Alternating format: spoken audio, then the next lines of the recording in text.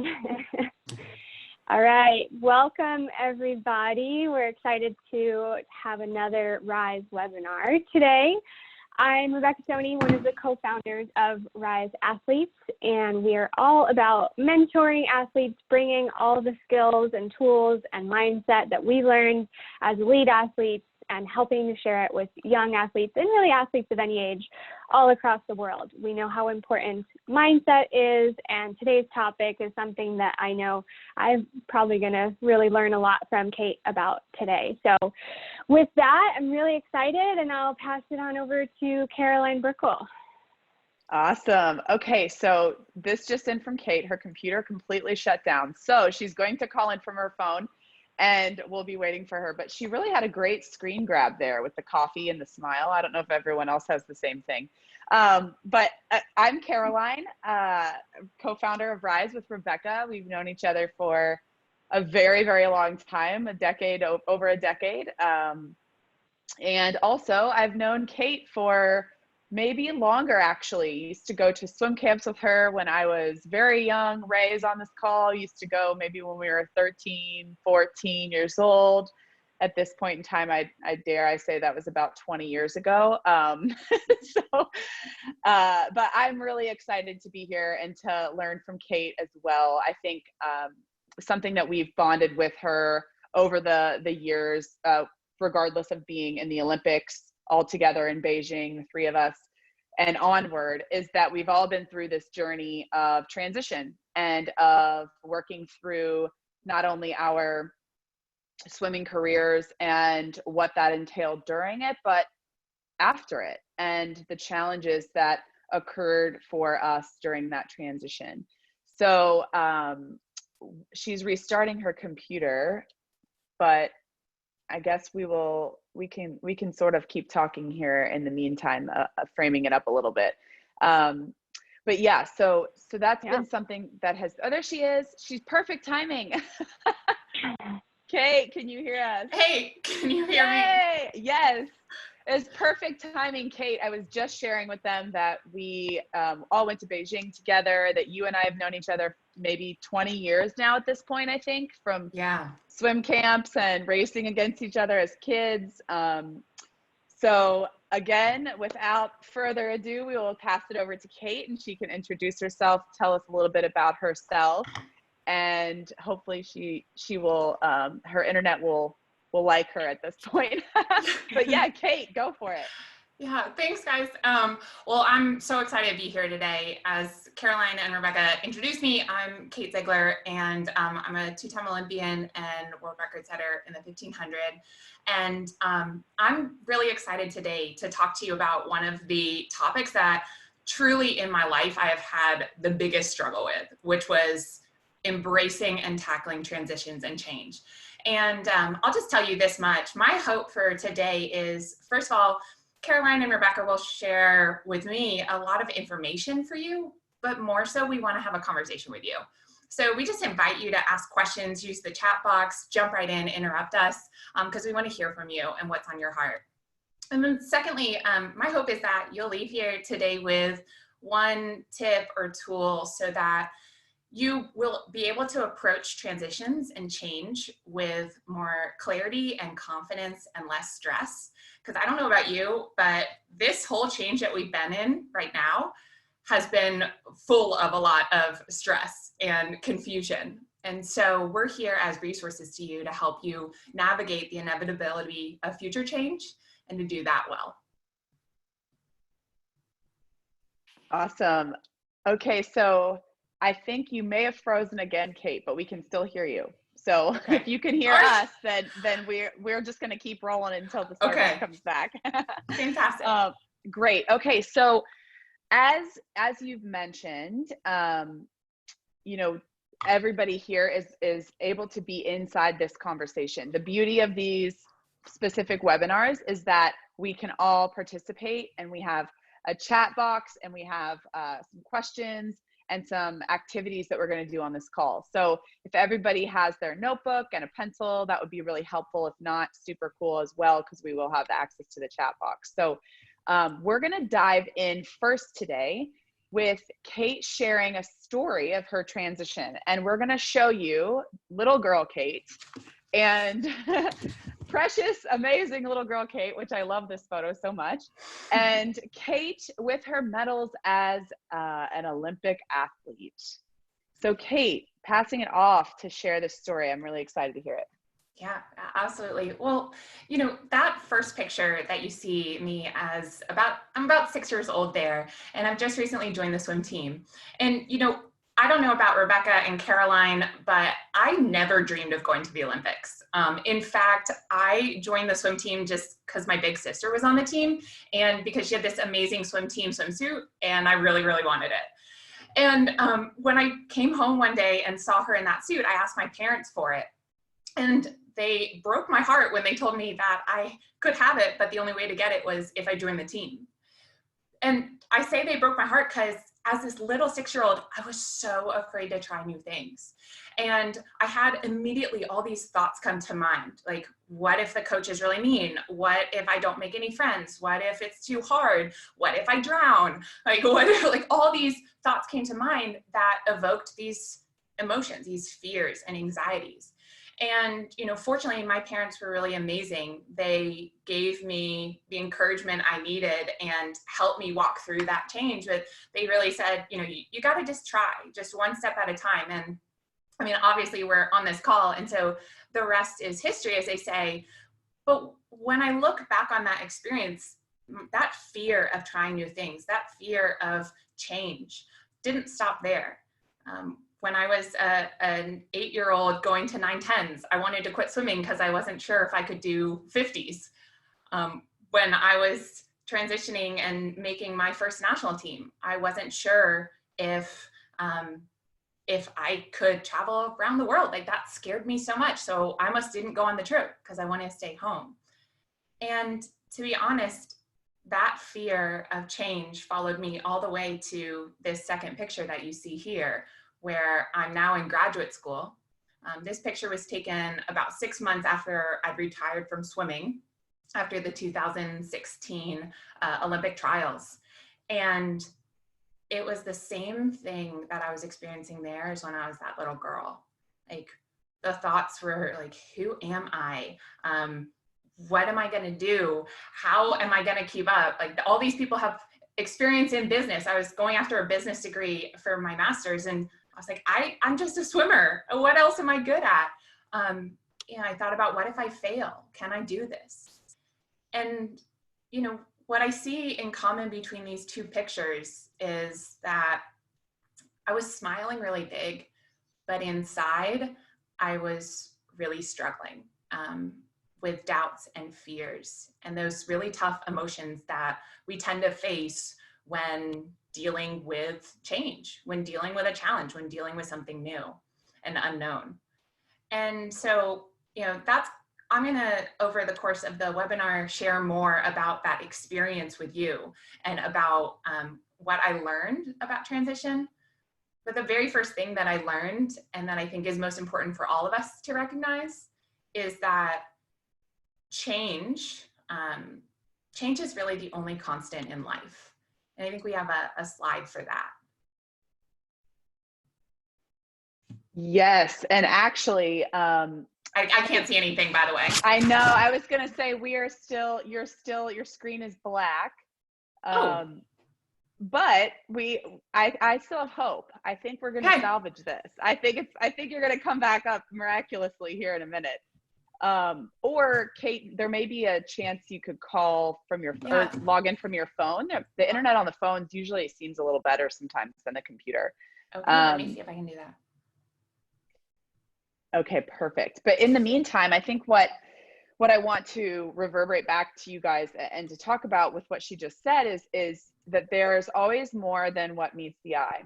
So when we see people outwardly with smiles and medals and excitement, sure, that is joy and they can feel that joy. But also, it's until we really get to dive into the inside and understand ourselves better, which is our lifelong journey and which is our entire existence, is learning about ourselves and how we can become better people, humans, over the course of our lives. is that is the beauty of it, is looking inside and really, really understanding ourselves.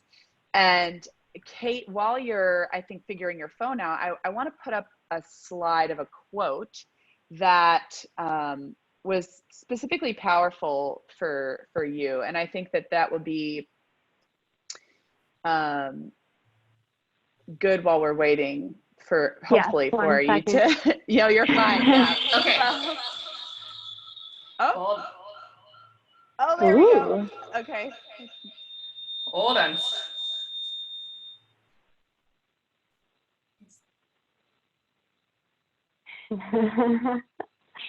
Oh, technology.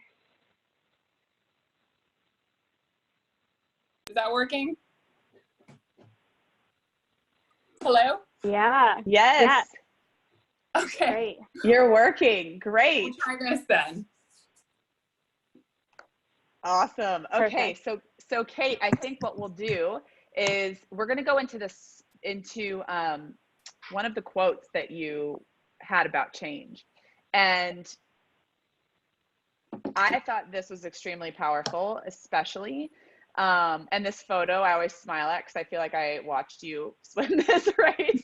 But yeah, I'd love to hear a little bit more about this, and as we get into this webinar, kind of how we're going to frame this up today. Yeah. One of the things that I think is really important about change is to realize that it is something that we do every single day. As the slide says, a transition is just a process or period of changing from one state or condition to another. And, we oftentimes think about change and transitions as these huge monumental events. Things like joining a sport for the first time, or switching sports, retiring from a sport, taking on a new job or career. We think about things like a breakup with a boyfriend or girlfriend, or moving. But if we can look at change as something that we engage in on a daily basis, really, as just changing from states or conditions, things like changing up a routine or switching from one activity to the next, it starts to reframe it as something that is more manageable, I think, and something that really doesn't have to take up as much of our cognitive and emotional and physical capital, but rather something that we can practice and a skill we can develop. I love that. Can you share a little bit about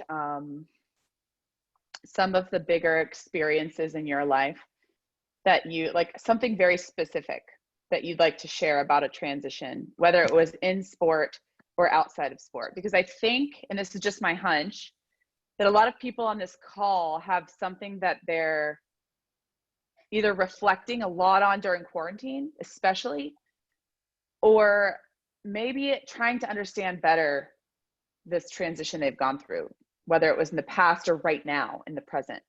But I think a relatable story would be really helpful, or something that you can share on that. And then we can maybe get into some conversation with everyone. Yeah, sure. Well, I'm going to come back to that experience that I shared about transitioning, like the change that I went through as I left behind the identity of a swimmer and tried to take on this new identity of businesswoman. And, I think that oftentimes when I would think of myself, I thought of myself just strictly as a swimmer. And one of the big things that helped me in transition was to start to really become aware of what my beliefs were, what my thoughts were, and how those were starting to drive the emotions that I had. So I thought of myself only as a swimmer, and so I had fear of being anything other than that. I had fear of leaving behind what once was. Like, I thought I had to leave behind my friends, my coaches, my community, and form this new one in which I didn't know who I was and I didn't know who my people were. I had to think about, like, what skills do I need to develop? And all of that overwhelmed me, quite frankly. It made me feel really sad because I felt like I was losing something. And I think right now I hear that a lot from athletes that I'm working with, from friends, from folks that I'm talking to. We feel like there's been this loss, a loss of like structure and routine, a loss of who we are, because as athletes, so often we really tie who we are to our sport, and really a loss of something that we love, and a loss of certainty. All of those things I felt like I really lost. And I think that that's one of those things that makes it really difficult when we face these bigger transitions. I feel like I've been in transition my whole life when I look back to it. And and in hindsight, like every single thing is a transition, year to year, meet to meet, practice to practice, big transitions like retiring swimming, deciding to ask for help when I needed help with my mental health, like just everything is a transition. Everything becomes a transition. And I think the moment we don't accept that we stop accepting that we're transitioning is when the resistance is met. And I don't know if Reb has anything to add to that as far as her experience, but I know, Kate, watching you transition from sport and transition during sport from different mindsets and different highs and lows was really cool to see, because I think when you see somebody struggling, for example, and then come out of that trench and succeed in this new space, I relate. I feel like I can relate to you, which I think that a lot of us want to feel, is that like, we're not alone in this, that we're not the only ones struggling. Yeah. Reb, do you have anything to add to that? Because I know that you have experience as well with that. Yeah, absolutely. I mean, we all have highs and lows, and, some of you, anybody watching that might be like, but you're Olympians, how can you have lows, or how can you have these things that didn't work out for you? They obviously did, because look at your title. And, it's so interesting to hear. That's why we love sharing these stories of showing that we all experience the same highs and lows, and we all experience the same doubts, fears, nerves, expectations, pressures, you name it. Just because we're Olympians and just because we have certain accolades, and this goes beyond the pool as well. I know the moment that I left the pool, all of my confidence plummeted, at least off of a pool deck. I could walk onto a pool deck and feel like I know what I'm doing, and I have all these accolades, and I have this like right to be here, where I walk into a meeting like outside the pool and I feel uncomfortable. I don't know how to handle myself. I don't know how. I haven't been able to like fully transition my skills from pool deck to different spaces, and it just shows that I think when you transition, especially from something that you were really, really good at, and then suddenly you're in this new space where you're new and you're not necessarily really, really good at it, and just the insecurities that brings up, it takes you right back to being a 5-year-old or a 10-year-old behind your first race, behind the blocks at your first race, like starting over again in that way. Yeah, Reb, I think you make such a good point, because this is why this topic is so important. We all go through change, and I think it's easy to look at someone and say like, oh, you've been so successful, surely you haven't gone through any of these struggles. And I think the power of this conversation is we all have. And I'd love to invite the group, one of the things we're going to be doing throughout this is just asking you to apply what we're talking about. And so I want to ask the group to grab a pen and paper if you want, or just in your head, think about a time or two where you have gone through a transition, and maybe think about like, what were the thoughts that you had, and what were the emotions, what were those feelings that you had as you went through the transition. And then we'll take a minute or so to do that, and then jump in, and I'd love to hear from you to share a transition and then what that experience was like for you. And transition can be anything too, while you're writing just quickly. If you're like, I'm not really sure, I'm still doing my sport, or I'm still, it could be anything from like moving age groups into a new space where you're like, oh, I was 11, 12, and now I'm 13, 14. And that can be a big difference at first, right? So it can even be transition within your sport, switching teams, stuff like that. So it doesn't have to be this whole, obviously when we leave our sport, it's a big difference.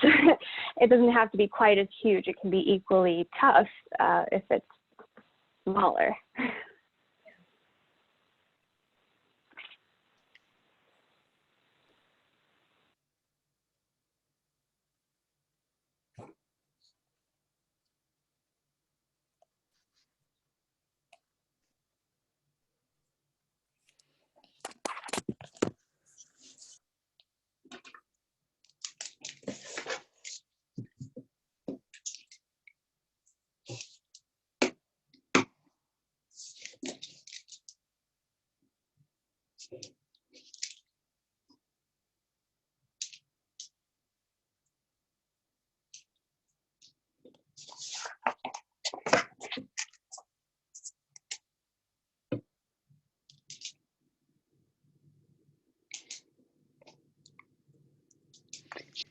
Whew, that like, I just kept wanting to write.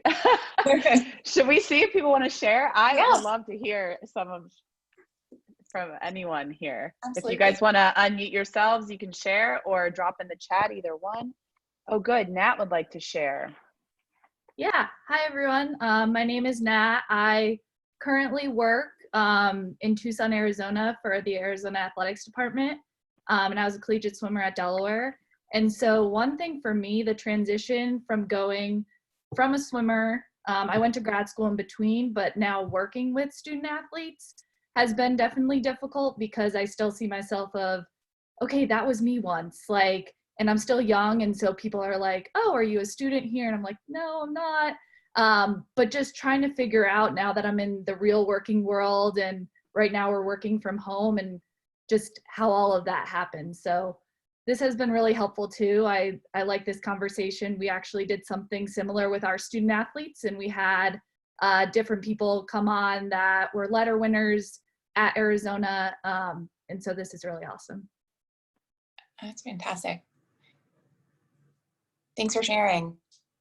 Yeah, that's great. That's for sure. I can relate to that, Nat. I had the same experience working at Tennessee, and I felt very confused there. So thank you for sharing that. It's awesome. You're welcome.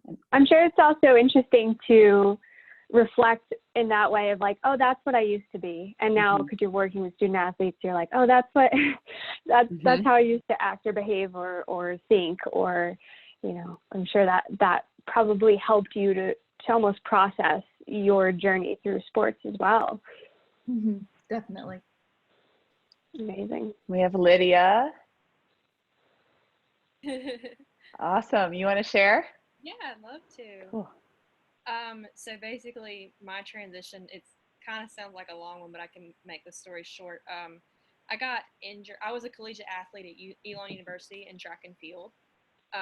My junior and senior year, I ended up having to have foot surgery and had to miss out on my last year and a half of competition. So post-collegiate career, I came back and continued to run and compete and was doing really well.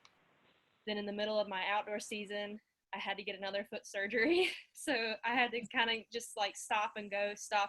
So it was kind of like whiplash for me mentally. And the transition was just trying to adapt and overcome the limitations that I had over and over and over again.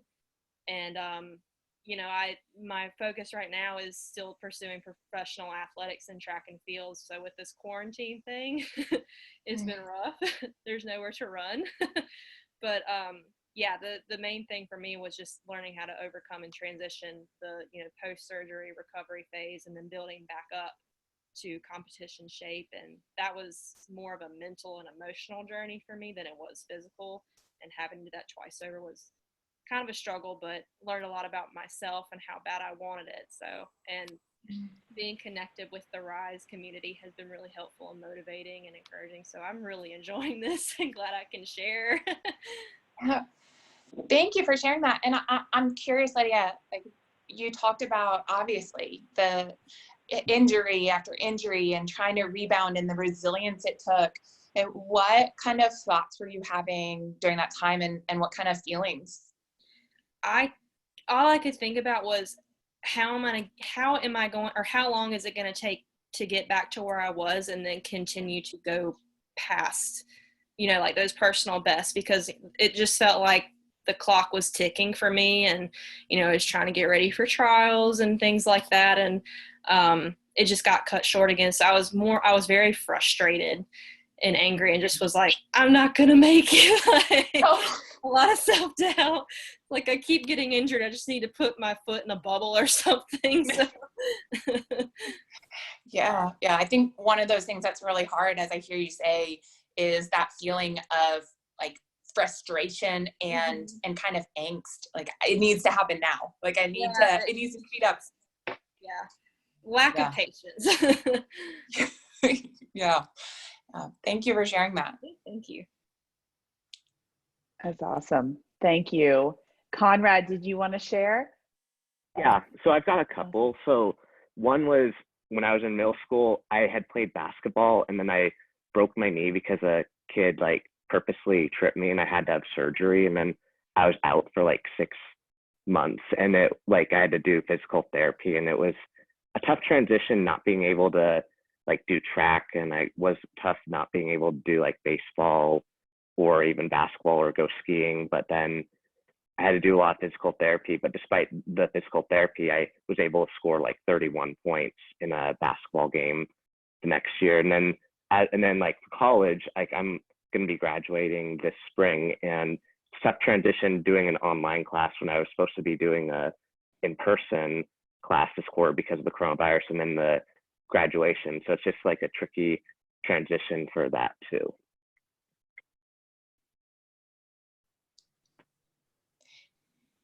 Thank you. Yeah, that sounds painful. By the way, injuries are for sure a big transition and also a perspective shifter. I personally have broken my foot as well, and it's a perspective shifter for sure. Thank you. And I think we're going to do one more share, and then we're going to get rolling on some of the transition stuff. And forgive me if I say this wrong, but Jokoya, did I say it right? Oh, I unmuted you. Are you there? Oh, maybe not. Okay, well, that's okay. We'll move forward. But thank you all for sharing, and we're going to keep rolling because there's going to be more to share as well. So want to get into why it's difficult to transition, because now that we've talked about some of the journeys that we've had and the actual transitions that we feel, why is it hard, Kate? Like, why is it difficult to transition, and what have you learned about that difficulty, like what we hold on to and what we expect and things like that? Yeah, great question, Caroline. I think we've heard it from everyone who shared, and from what we've experienced, even if we didn't share. I think one of the hard things is the emotional toll. Like we've talked about the emotions that we experience, frustration, discouragement, anger, fear, doubt. All of these things are really hard. And I think that oftentimes our experience with those emotions and our thoughts are really escalated and elevated by our expectations for ourselves in change. So for instance, I heard Lydia share, like she had an expectation that she needed to get back to a point in a certain timeline. I have an expectation I should be back at this point. I was coming back, I broke both of my feet when I was about 14, 15 years old. And I expected that cast to be off within a month. Well, it took about 2.5. I expected it to be, once I got it off, that I'd be back in shape in a jiff. I wasn't. Those expectations can make it harder on us because it can cause pressure. But it can also, I think, expectations can cause anxiety. Like for me, I shared about all the what if scenarios that I would think in approaching a transition or something new. What if it goes wrong? What if I have no friends? What if I can't handle it? What if I fail? all those thoughts and those expectations, really my vivid imagination took over and painted a picture that scared me. It drove my anxiety. Yes, expectations, 100%, and resistance, the resistance to it. And so as you all will see up on your screen, there's a poll. Have you ever created expectations that have made your anxiety increase during a time of transition?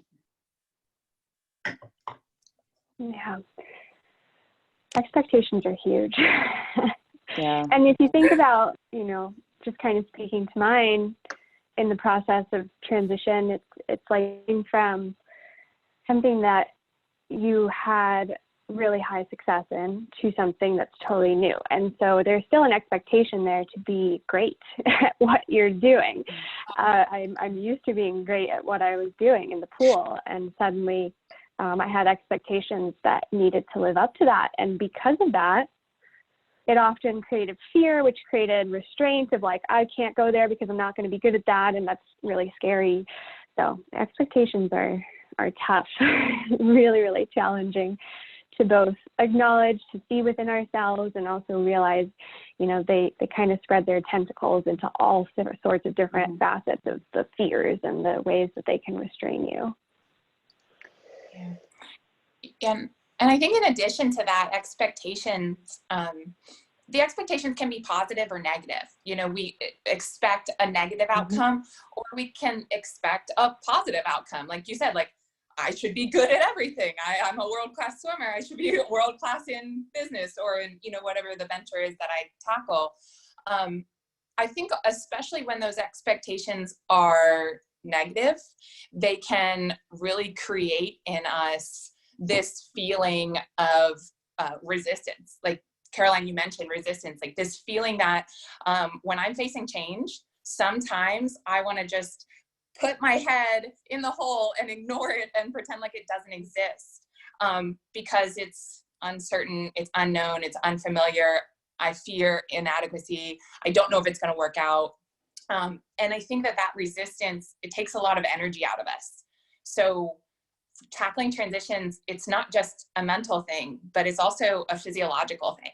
Like our fight or flight system takes over, and we want to just run in the other direction, and that's exhausting. So I don't know about you all, but when I face change, oftentimes it's tiring. Yeah. Yes, 1000% right there. And I want to know, I guess, where I sit in this conversation too, is that when we have expectations, they can be good sometimes, right? Like, can we reframe them to motivate us? And like, what's the importance of being okay with knowing that life is going to have expectations, and there are going to be expectations, but what's the difference between that, like, good driving expectation to where you can like work with it and the importance of that, versus this like horrible looming negative expectation, you know, maybe put on by other things. Do you have any thoughts on that, Kate? Yeah. So your question, how do we use expectations to motivate us? Yeah. How do you use that? Because they're going to be there, right? Like, we just have to learn how to work with them. It's not like there's never an expectation in life and we just like, you know, roll around like without anything. Like, they're there, right? Whether it's like fight or flight, like I got to make money, I have to live, or I have to do this, or I need, you know, they're going to be there. So how do we work with them in that positive way? Yeah, great point. I think you're spot on. We don't escape expectations, but what we can do is we can take control of them. We can write our own expectations. For instance, when I was swimming, I expected of myself that I would be at every practice, and that I just would admit that was an expectation that I had for myself. It motivated me. It kept me on my game. It kept me consistently showing up. But one expectation that I put on myself was that I would also be basically perfect. Like, I would never get tired in a practice. And so I would beat myself up if I couldn't hit my pace. I would beat myself up if I didn't have the perfect race. And so we see how both serve to motivate me. I'll go to every practice and I'll do my best, but then it morphed into I'll go to every practice and be perfect. Well, that that was really something that I read about my environment. Somewhere I picked up that I needed to be perfect, and I put that expectation on myself.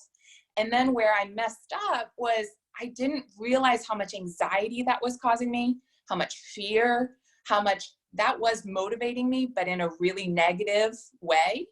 And so what I think we can do with our expectations is first become aware of them. What are we saying to ourselves? Then, is it really serving me? Is it driving me towards my goal in a way that's sustainable, that's healthy, that's positive? Or is it making me feel full of pressure, anxiety, fear? And then we can start to shift those and say, where are those expectations coming from? Which do I want to take for myself? Because we do have control over that. We oftentimes give away that power by saying, oh, well, my coach expects this of me, or my parents expect this of me, or my friends, or the world. But we have the choice of whether we take that expectation as ourselves, or whether we say, it's hard to say no to that one, but I'm going to choose to take this one on and put this on myself. And then I think it's as simple as every single day revisiting that and just taking a step towards living that way. It's oftentimes really hard, like you said. Other people are giving them to us, and it's really hard to say, no, I'm not going to live up to that one. Like, that one's not helping me. But I think it's an intentional choice that we need to make every day. Yes. Well said. And so as I'm thinking about this, I'm thinking about the Kate with the medals, the Kate standing there in her business attire with her Olympic medals, and we can pull that photo up again.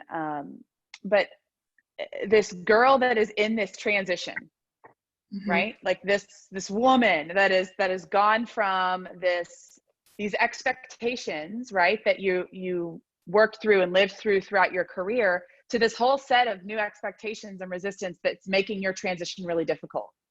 And so as you're in this space, how do we actually transition?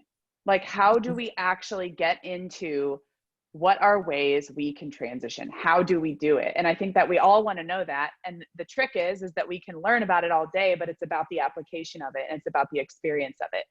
So I'd like to dive into some of these ways that you have kind of coined as like ways that have helped you transition from Kate the swimmer, Kate the human, to Kate this, I don't know which Kate I am, to Kate this businesswoman, and to Kate this wife, and all of these things. So I'd love to hear some of these ways to tackle. Yeah, now we're going to talk about 5 ways to practice really tackling transitions, and run through these briefly. I'll give you an overview, and then we'll dive into each one more deeply. The first is transition with intention. Get really clear about how you want to tackle a transition and what you want to get out of it. The second one is to practice patience through it, that it is a process, as frustrating as it might be and as much as we want to rush. Practicing patience can help us. The third one is to find ways in which you can start transitioning before you even transition. So start now. The fourth one and fifth one are so important. Recognize and honor your feelings. They might be really uncomfortable and hard. Do that, and then also ask for and accept help. So we're going to talk through these 5 things, and there are a lot of ways in which I have tried and failed, and a lot of mistakes that I've made in trying to approach transitions in life and in sport. And what I'm going to share, a lot of it is based on those mistakes and what I learned about it. So we'll start with the first one, to transition with intention. You know, when I was going from retiring from swimming into whatever it was, I wasn't quite sure what life would hold, but this real world, all I knew was I was going to go to business school. That was the next step. But in between the time after Olympic trials in 2016 and I started school later that year, there was a moment of pause. And so often when we're facing a transition, there's a moment of pause. And what I mean by that is a space of time in which we could slow down and reflect and become intentional if we use that time well. that pause we're experiencing right now with COVID-19. You know, so much of life has slowed down. We've been forced to push pause. And yet we don't always take that pause with intention. We don't take advantage of it.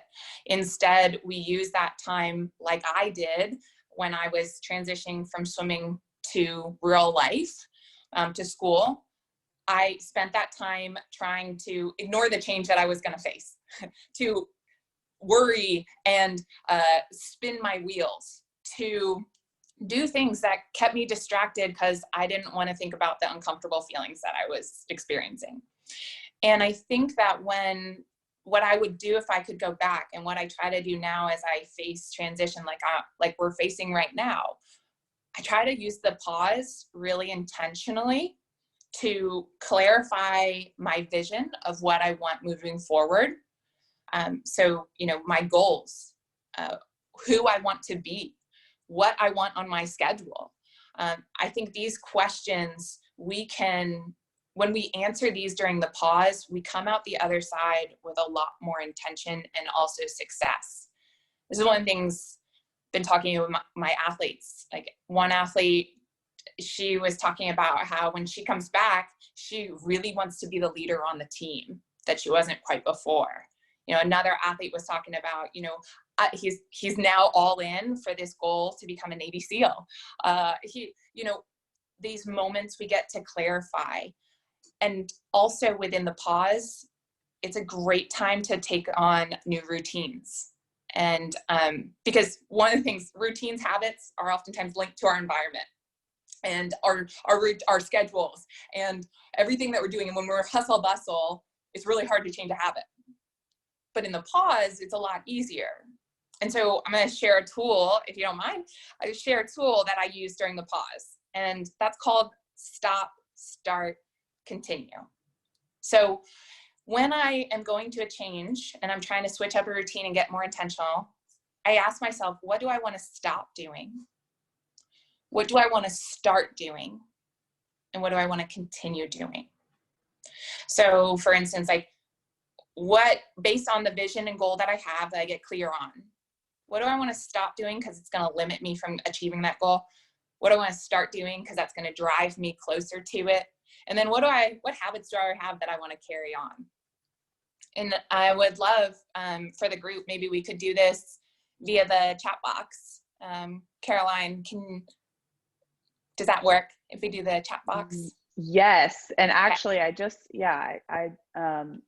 opened this up to everyone. Yes, I would love to hear the start, stop, continue from everyone. The first thing that came to my mind was, oh, wow, I have not thought about this. And so I think it's a very interesting thing. It's so simple, but yet I haven't thought about it. So yes, let's all write in the chat box or drop in there. What is something you want to start, something you want to stop, and something you want to continue, right, Kate? Like behaviorally, feeling wise.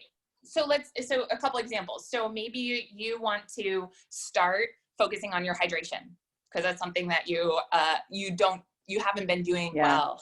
Maybe you want to stop hitting snooze because you want to get back into that routine of waking up regularly. And maybe you want to continue, maybe you've been doing a great job on your visualization and you want to continue visualizing daily.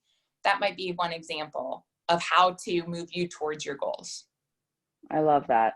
I dropped in there that I want to start journaling. I stopped in January and I don't know why, but I read somewhere recently, I think it was like a Tim Ferriss quote, that what we stop from journaling is what we need to see the most, or, you know, like when you stop writing things down in your notebook or like the things that you're avoiding. And I was like, okay, point taken. So I'm just going to drop that in there. Love that. I'll think of the other two now.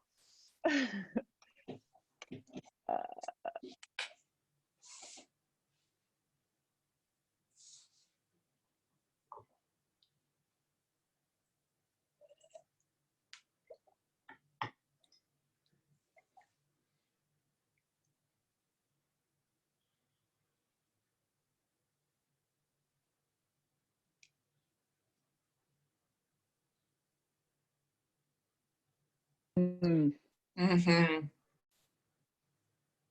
Easier said than done, right? For all of them. It's like, there's work to do. It's like nice to think that.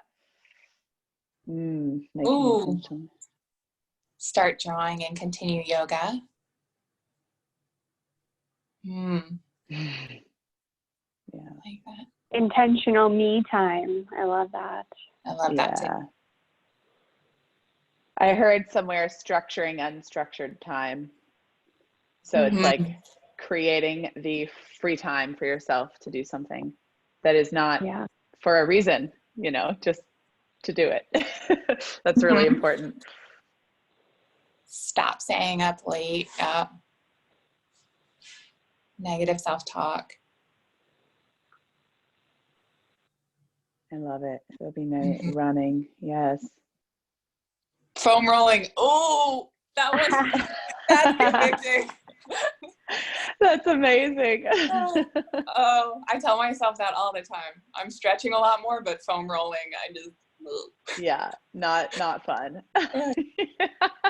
That's so important. That's great. Well, as those keep rolling in, and keep them coming, I think that's so incredibly important. But Kate, your second point kind of goes back to that Navy SEAL thing that you're just discussing. Yeah. So when I was in graduate school, one of my classmates and really good friends, he was a special forces officer, and I was working on a school project, but not working on a school project, because I was telling him, I was like, Judd, I am so frustrated right now.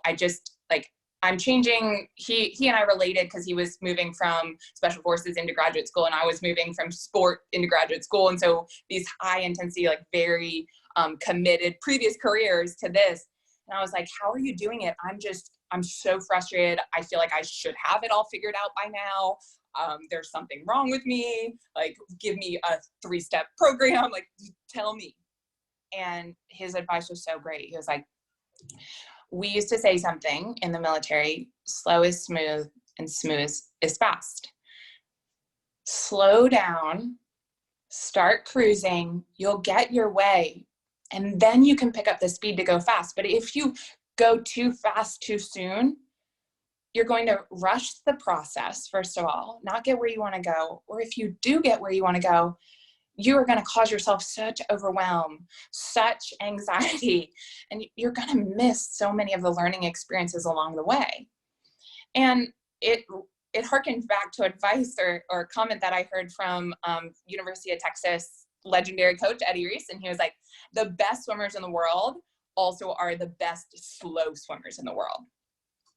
And what I think the point is in transition, how this really applies to what we're doing is, when you're going in transition, oftentimes, especially as athletes, we want to get to the result immediately, like yesterday.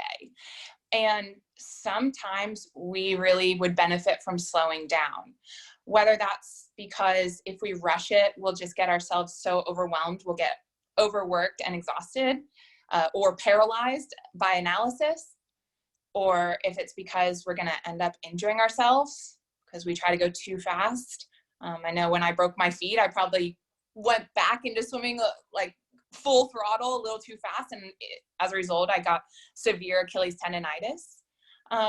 Or whether it's because, we're not quite there, wherever there is yet. We need to give ourselves permission to slow down a little, and also trust that we will be able to speed up. But sometimes that takes longer than we anticipate, and beating ourselves up for it is not going to help. I used to think that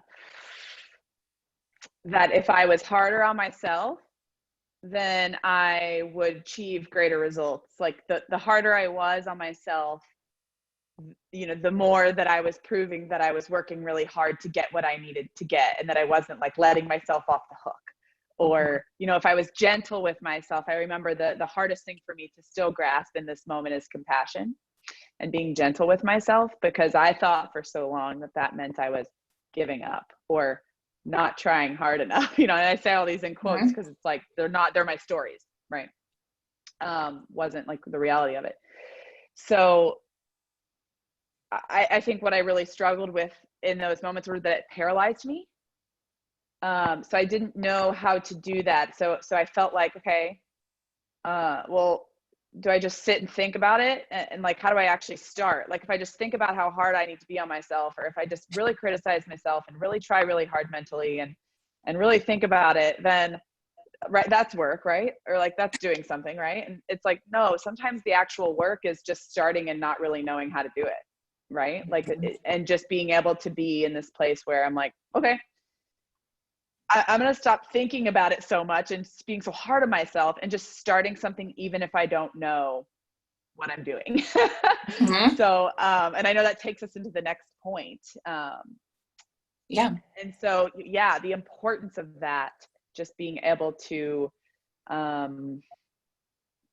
know that you can start something, but it doesn't have to be 0 to 100 and being really hard on yourself. And so it rolls into everything, right? Like this is rolling into that starting now point. Yeah. You know, action is a powerful antidote to anxiety and to fear. When we sit, as you said, just sit thinking, we usually don't do ourselves a lot of good.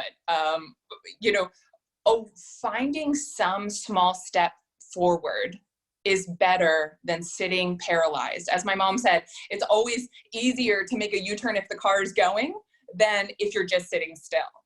And I look back on that transition into business school, and I used to believe this lie that if I did anything but focus on swimming, I would ruin my sport. Like I would, because my days, everything I did all pointed to being the best swimmer that I could possibly be.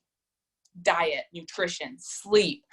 School was extremely important to me, yes, but between the two, it's either school or sport. And by the time I was retiring, like it was just sport. And I look back on that and I think I caused myself so much extra anxiety and I lost a lot of valuable time because I took a really reactive approach to change and to transitions than proactive. And I think I look back on it and I was like, why couldn't I have read for 30 minutes a day the Wall Street Journal, or, you know, connected with people in my industry of interest, or, you know, taken a class online?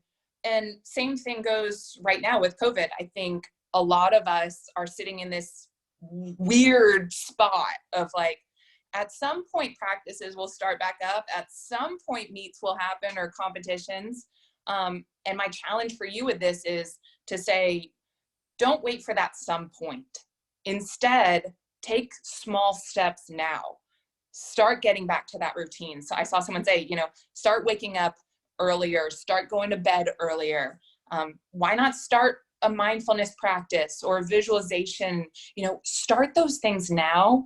Don't wait until we're back to it, you know?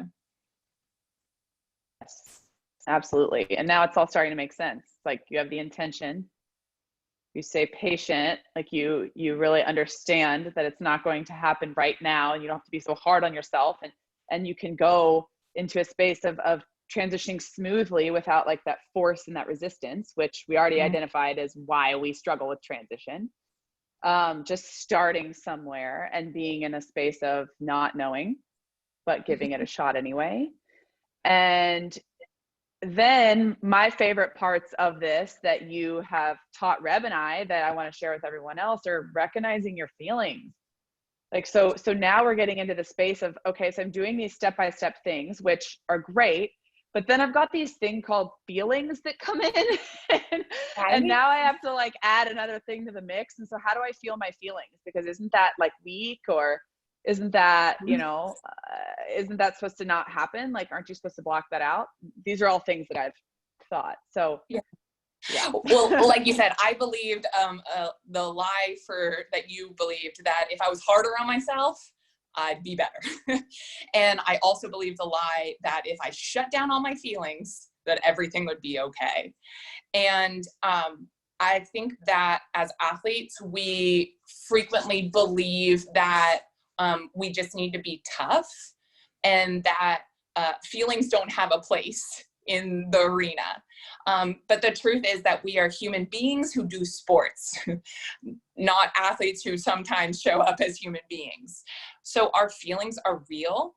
And especially when we face change, honoring that, recognizing it is really, really important, while also not allowing them to rule our lives. And so what I mean by that is, first, recognizing that if you're having a day where you're not feeling okay, it's okay to, in the midst of change, not be okay. It's okay to feel really frustrated. It's okay to feel anxious and afraid and confused.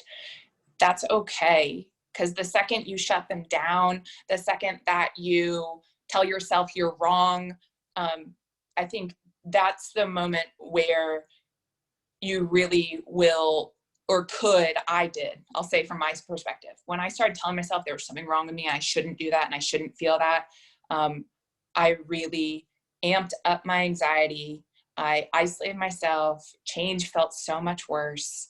And really, I fell into a shame spiral. Like, I'm a terrible person.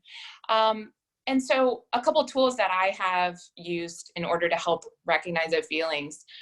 First, just when I'm feeling them, or even if I can't label them, if I'm just like feeling anxiety or feeling fear, I close my eyes and I just start to take some deep breaths. And then from there, I practice some self-compassion. I remind myself that it's okay. I try to label it. I'm feeling afraid right now, let's say, or I'm feeling frustrated. That's normal for a circumstance like this. I'm not alone. I'm not the only one who's ever felt like this before. Identifying that I'm a part of common humanity helps. And I can also do this. I can do this. And I look back on a previous experience where I faced something hard, or I faced an experience like this, and I pull back on those previous experiences where I showed up. I also journal about my feelings, like what's going on, what's coming up. And I give myself permission to take a break if I need to. Just like whether that's a walk outside, or call a friend, or take a nap. I take a moment. It could be just a few minutes, or it can be the rest of the afternoon. And then the fourth one, and I think this is super, super important for helping with feelings, is when we're facing change, it's really helpful to reframe the experience that we're having. Oftentimes the questions that we ask ourselves are, what if something negative happens? And I would challenge you to say, ask yourself, what if something positive happened? It's a really simple reframe, but just ask a different question.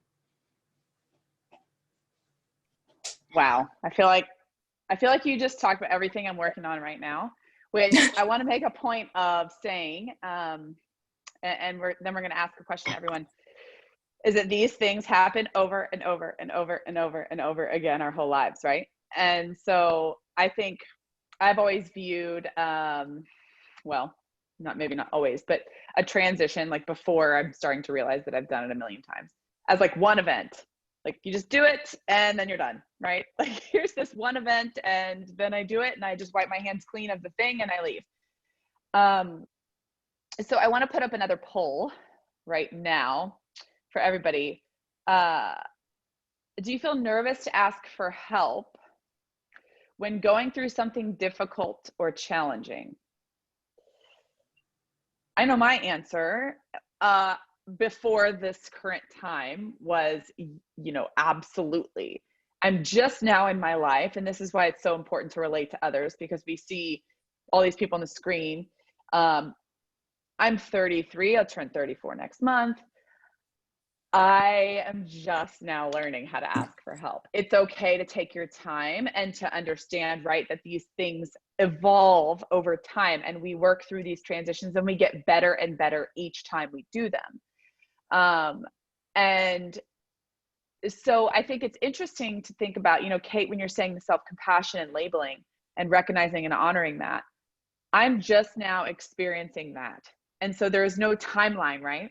There's no timeline as to this state of transition and like how to do it, right? So what is the deal with asking for help? Why is it so challenging? And why is it that it is like, you know, something you recognize so much later, and then you look back and think, I would have just asked for help, or like stated something that I needed in a mature way and honored my feelings that we just talked about. Yeah, I think for me, asking for help, there was a big barrier to doing so because of the thoughts that I had. And the thoughts were things like, I'll be a burden if I ask. There's something wrong with me. I'm the only one who feels this way. I'm just being dramatic. Like I'm blowing it out of proportion. You know, people have it way worse than me. They've gone through way bigger change or way bigger challenges. And really, quite frankly, I thought asking for help was a sign of weakness. And I was like, I'm a tough athlete. Just buck up. You got this. Let's move forward. And, you know, one of the things that I learned about asking for help is it's not just to the benefit of yourself, to which there's huge benefit for sure, but it also invites other people to do the same. When we show a sign of vulnerability, when we admit that we're struggling, we give other people permission to say they are too. And then we have a common compassion and connection that I think really helps us as leaders, as teammates, as individuals, collectively show up at our best and move through transition well. Love that. I love the Brené Brown things too that go along with this as well. I know that there's a lot of people in here that probably are aware of her, but what you just said reminded me a lot of that vulnerability and being okay, like allowing other people to help you. They want to help you. They don't, you know, something else I learned, and I know you guys saw, but Rebecca had to hop off. She was notified just really recently about needing to be on something at 11:30. So, but you know, Rebecca and I talk about this a lot, that like, help me help you, you know, by sharing ourselves with others, we are actually allowing ourselves to be seen, which is our work as human beings, right? Like that's our work, is to be seen as a human being in our existence with our situation, through our struggles, through our triumphs, through all of it, through the full spectrum of emotions. And I think that that's different for everybody. Some people don't want that necessarily, to be seen in all of that. But I think it's our own definition, right, of what that feels like to be seen. Is it on a one-on-one level to somebody? Is it to the world? Is it to your closest friends, to your parents, to your coach? Like identifying that, right? Like, how is it that I want to share what I'm experiencing, and who do I want to ask for help? And so I think it's a very interesting topic to talk about, this part. And I know we're a little bit over time, and I could talk about these things all day. And not only that, but Rebecca has access to the side where I was going to re-put the 5-point slide back up. So instead, we're going to get a little bit creative here, and we're going to have everybody write these down one last time, okay? I think, Kate, if you want to review those 5 points for everybody to be able to make sure that they write down and have access to, and remembering from these conversations, maybe one thing about each one, or one key word about each one. I think that would be really powerful. Yeah. So we'll just make the word intention. Be intentional in change. I'm going to type them in the chat box as we go. Yeah. And then be patient. Start now.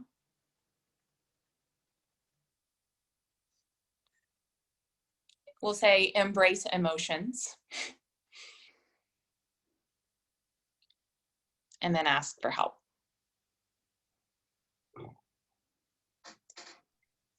I love this. There's nothing weak or wrong about any of this at all. I think it would be a really cool thing, you know, as we go on through the rest of quarantine and through our interactions moving forward after this with each other, with our parents, with our friends, with our family, to challenge ourselves in one of these areas, because right now is a transition, right? Like no matter what, we're speaking about transition, in a transition for everyone, regardless. And I know something that I'll share first, maybe that I'm personally committed to, is showing more compassion for myself. I recently have experienced maybe a revisit of some experiences in my life that were really painful, and I felt a lot of shame around them, and I felt a lot of confusion. And so, of course, the competitor in me is like, oh, we're going to conquer that. Let me figure that out like in the next 20 minutes. I'm going to go ahead and figure that out and figure out how to change that, right? And in reality, showing the compassion for myself and starting with in that space of honoring that is more helpful for me as I move forward. So I'm committed to that. And I think it would be really cool if we could all just jot down maybe one thing we're committed to, loosely, vague, doesn't have to be super specific, but put in the chat before we exit, maybe one thing that we can all commit to. And Kate, do you have one specifically right now that shows up for you? Yeah, I'm practicing really living in accordance with my values. And I did a lot of personal work Values. Yes. like how I really want to show up in the world now and well after COVID. And two of those values are courage. I want to be courageous, not just like what we might think of like, oh, tough and brave, but like courageous in communication, courageous in loving, courageous in serving. So that living in accordance with my values and being courageous. Love it. That's awesome. Would anybody else like to jot that in before we close out the webinar? And this will all be recorded. It's been recorded, so we are going to be uploading it to our YouTube channel, and it will be available for everybody to watch again, which will be really great. So again, anything else that you guys want to add? I think it says my internet is down. Can you hear me? Okay. Yes. Yeah. Commit to time for yourself, communicating with some of your close friends. I love it. I love it. These are great. I was watching, and Kate, I'm gonna have you have some like closing thoughts, but really quick, I was watching Mike Gervais, who's a sports psychologist for the Seattle Seahawks. And actually Pete Carroll came to talk to us in Beijing. Remember that? Yeah. So I don't know if you guys are football fans, but if you know Mike Gervais, he lives down the street from me here. He goes to my gym. And I was just watching a video of his this morning, and he was saying that this is the time for us to really explore our connections and our ways of operating in the world. And I think that specifically has to do with this topic right here, is like understanding our ways of moving through something challenging. So I don't think there's ever too much that we can learn about in that space and then live it. So this is a really important time for that. Yeah. Yeah. Like we opened up with, the only constant in life is change. And I just think that using these tools, it doesn't mean it'll be easy, but it does mean that we at least take back a little bit more of the control that we oftentimes feel we lose in a time of change. And I would just encourage the RISE community and everyone on this to really choose one of these and start applying it. Don't give up that power that you have. Don't give up that confidence that you can have as you approach change. You've got the tools in your toolbox. Sometimes it's just as much as being intentional about pulling them out and using them. And the more you do this, the easier it does get. I love it. Thank you so much, Kate, for being here today. Oh, thank you. Thanks for the patience. No, it's fine. Yeah, and I know that we went a little bit over, but Yeah. Sometimes the internet doesn't really decide to cooperate. So they, that's their fault. We can carry on, right? I'm glad that we did. And now we're going to unmute everybody, and this is the time when we can all say goodbye and thank you, and really grateful that you guys take the time out of your days to learn about something from someone that has been at the top of the top, and also been on, I'm sure, feeling like, I don't think I can do this anymore. I can't possibly win this. I can't possibly carry on with this swimming thing and with all of these transitions. And so you're listening to someone who's had it all and experienced it all. So I'm going to unmute everybody and definitely speak up or say thank you and goodbye. It's been a pleasure. Thank you. Thank you so much. Thank you so much. Thank you. It was wonderful. Thank you all Thank you, for coming. ladies. Thanks for being here. Bye. Thanks for everything. Thank you all. Hi, Kate. Hi, thank you. It's good to see you. Hi, Ray. You too. All right. Thanks, ladies. You rock. Thank you. Thanks, Ray. Awesome. Thank you all. Oh, Conrad, I think you're muted still, maybe. Oh, thank you. Oh, Thank you. That's awesome. Bye, ladies. Thanks for everything. Absolutely. Thank you. Bye, Kate. Oh, still Bye. can't hear Conrad.